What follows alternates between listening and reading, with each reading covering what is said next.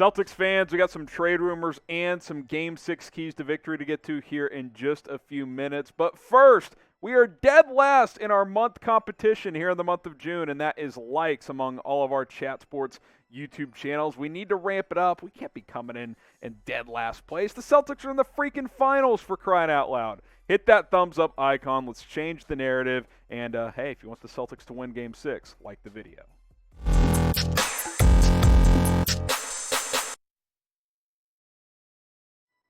You're watching Celtics Today by Chat Sports. I'm Harrison Graham. On today's show, lots of trade rumors that are circulating around the internet. We'll react to some of those and then look ahead to Game 6 a little bit later on. How about trading for Myles Turner? Could that be a possibility for Boston? This one being mocked out there between the Celtics and Pacers. We've talked a lot about Malcolm Brogdon in recent days and weeks. Obviously, this would get Turner to Boston, and I like Myles Turner. He's a player we've talked about before, although it's been a while. I think, obviously, with Robert Williams' emergence, the need for a center is a little bit less than it once was. Here was the trade idea from Inquisitr here. Myles Turner and Malcolm Brogdon to Boston for Al Horford, Daniel Theis, Aaron Nesmith, Nick Stauskas, and a couple of first-round picks and a second. So a lot of stuff happening here in this trade. I don't know. I think the first thing in this takeaway for this trade for me is, why does the internet keep pushing Malcolm Brogdon to Boston? This is the third time we've talked about a trade rumor linking Brogdon to the Celtics. And that's not because I don't like Malcolm Brogdon. I do. He's a good player. I'm just saying it feels a little forced at this point in time. Now, Myles Turner is more intriguing to me because he's a big that can play on both sides really well. Elite shot blocker, can stretch the floor and shoot the basketball a little bit, could score around the basket as well, has some injury concerns, but when he's healthy, he's a quality starting center in this league. But I do wonder, like, okay, you're sending Al Horford in this trade, and I get he's a lot older, but he's also been huge for this team. With 1 year left on his deal next year, I'd almost rather just run it back with him along with Robert Williams playing that center position and just go with that. I don't know if I would risk, oh, well, Turner's younger, more athletic, and he could be part of the future. Well, yeah, sure, that could be true, but I also really like Al Horford and think he's played a big role on this team in terms of maturation and taking that next step, which has obviously led to an NBA Finals appearance. So we'll bring the trade back up here. Who do you guys think wins this trade? Type BOS for the Celtics, IND for the Indiana Pacers. I don't know that either team really wins. Probably Indiana because they get some young assets and draft picks. But let me know what you think in the comments. Now, Celtics fans, the NBA draft is almost here. The finals are ongoing. Draft is next week, June 23rd. That'll be Thursday. And Celtics don't have a first-round pick, but they do have a second-round pick. NBA draft is fun regardless. Join us on our main Chat Sports YouTube channel. It's youtube.com/chatsportstv. Link is right there, and we'll have you covered throughout the draft. And, of course, we'll break down the Celtics draft pick as well. How about another trade rumor? This one around Terrence Ross. Fansided proposed a couple of trades that the Celtics should make if they win the NBA Finals. Mocked Terrence Ross to Boston in one of those, which that's happened before. We've talked about Terrence Ross on this channel a few times. He's entering the final year of his current contract, so Orlando could look to move him, try to get a little bit of something in return. Here is Fansided's first trade idea, a couple of second-round picks for Terrence Ross, both this year and next year. And okay, I think that's probably pretty proper trade value. This type of trade feels more likely than some crazy blockbuster that we just showed you guys a few minutes ago. I think adding a 3-and-D guy like Terrence Ross that could come off the bench or start without giving up too much capital, I think that's the type of trade a team like Boston, who's clearly in a win-now window, makes more sense because you don't need crazy changes to your roster to contend. You're already in the finals right now. Terrence Ross didn't have the best year last year, but he's got the ability to space the floor as a three-point shooter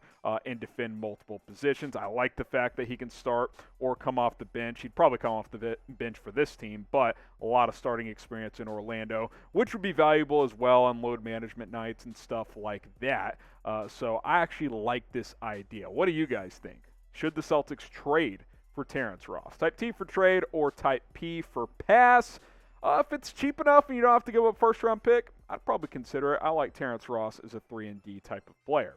Second trade idea from Fansided. Aaron Nesmith to the Thunder for the 30th overall pick. If you can get any kind of first-round pick for Aaron Nesmith, hello, yes, I'd do this in a heartbeat if I was Boston, because Aaron Nesmith has been a bust through 2 seasons. He's given Boston very little in his career. He was touted as this elite 3-and-D prospect coming out of Vanderbilt. Can't shoot the ball from 3, hasn't stayed healthy enough to be an impact defender. I just can't imagine a team would trade a first-round pick for Nesmith. I just don't know what team is out there, especially Oklahoma City, who is trying to get more first-round draft picks. Why would they trade one for Aaron Nesmith? Certainly they have plenty to give away, but I don't think that's the type of player you're trading a first-round pick for if you are the Thunder. Now, if you do get a late round 1 pick, some players to keep in mind: Bryce McGowens out of Nebraska could be late round 1, kind of a 2-3 hybrid off the wing. He's got some upside. Christian Braun out of Kansas, winning pedigree coming out of that program, just won a national title. Good 3-point shooter, bouncy as well, good athlete. Trevor Keels could be a late round 1, early round 2 type of guy. Nikola Jovic, not to be confused with Nikola Jokic, really long, really athletic, can shoot the ball. I think he's an intriguing prospect. And then, hey, Kai Sotto, how about you trade down and you get Kai Sotto in the 2nd round? We got to include him in this video because, hey, he's getting a lot of buzz. And we've kind of cornered the Kai Sotto market here on Chat Sports. You know, humble brag here, no big deal, but we will be keeping an eye on where he goes. I don't think he'd go in round 1, but could be an option later in round 2. All right, what do you guys think? Name a player the Celtics should draft. Maybe you want Kai Sotto. Maybe you want someone else that we mentioned or someone we didn't mention. Let us know in the comments. Who would you like to see the Celtics draft? Let's talk about a LeBron James wild trade rumor here on Celtics Today by Chat Sports. I'm Harrison Graham. An Instagram account mocked a LeBron to Boston trade, and you're probably rolling your heads, but hang with us here. Let's at least break it down. It's, of course, been ripped to shreds on social media. Honestly, I think from both fan bases. This trade involves a lot of star power. Anthony Davis, LeBron, and Jayson Tatum involved in this trade. And obviously on the surface, that's pretty interesting, right? Like LeBron going across country to play for the Lakers' historic rivals in the Boston Celtics. I don't really know why either side would want to make a trade here because, A, if you're the Lakers, you're trying to still win now. LeBron gives you the best chance to do that. And B, you want to trade Jayson Tatum for a guy who's 14, 15 years older than LeBron James and injury-prone Anthony Davis? I don't think that makes sense. Here's the trade idea from Instagram. LeBron and AD for Tatum straight up. Lots wrong with this. The main thing that's wrong is the money doesn't freaking work. I mean, the Celtics are taking on about $35 million in extra cap, so that doesn't add up. And then beyond that, just no, absolutely not am I doing this trade because Jayson Tatum is a young, up-and-coming superstar. Like, sure, right now, if LeBron and AD are healthy, the pair of those are better than Jayson Tatum. But how long is that going to last? We've seen the last 2 years for the Lakers. They flamed out because those guys have been injured, and Anthony Davis hasn't been the same player since they won a championship a couple of years ago. I just don't think this makes any sense whatsoever. This is classic Instagram clickbait. I wouldn't take any of this serious at all. Jayson Tatum might be a top 5 most untradeable player in the league right now due to his age and his ability and the fact that he's still improving as a player. There's no chance Boston would trade him at this point in time. Just boo this trade in the comments. This trade sucks. It stinks. Type boo down below if you are not a fan of this trade because I, for one, think it sucks. All right, Game 6 between the Celtics and the Warriors set for Thursday night.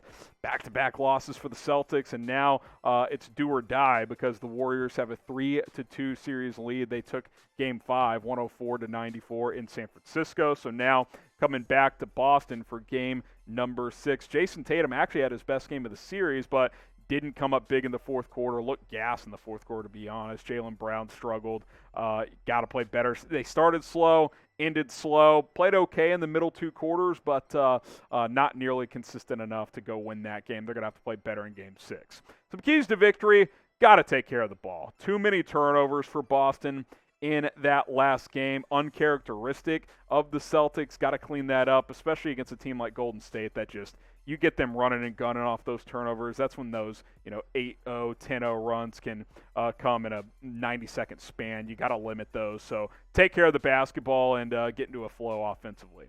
Does Jaylen Brown want to start making free throws again? Because it seems like he goes 1 for 2 or 0 for 2 every time. I know that's not actually true, but he's missed a lot. The Celtics missed a lot of big ones the other night. Got to do the little things well to knock down a champion like Golden State. Turnovers, free throws, those are things you can control, so you got to clean those things up. And then Tatum's going to have to continue to play well like he did in Game 5. Needs to play better in the fourth quarter. Got to show up in the money quarter. Celtics have actually been really good in the fourth quarter in this series before Game 5. Game 5 was kind of a flip of the script. The Warriors had been dominating the third while the Celtics had dominated the fourth before that game, but that actually flipped. Celtics big third quarter, but then completely faded in the fourth. So got to finish strong, and Jayson Tatum's got to be a big part of that. All right, who you got? Are the Celtics going to force a Game 7? If you think so, type C. If you think the Warriors are going to close it out and win in 6, type W. I think Boston forces a Game 7. I still think there's more drama to come in this series. Hopefully it happens for Celtics fans. All right, that's going to do it for today's show. Appreciate everybody for tuning in on the channel. Shout out producer Jack for getting the show ready to go. YouTube.com/CelticsTV. That's the place to subscribe. Hopefully the Celtics can win Game 6.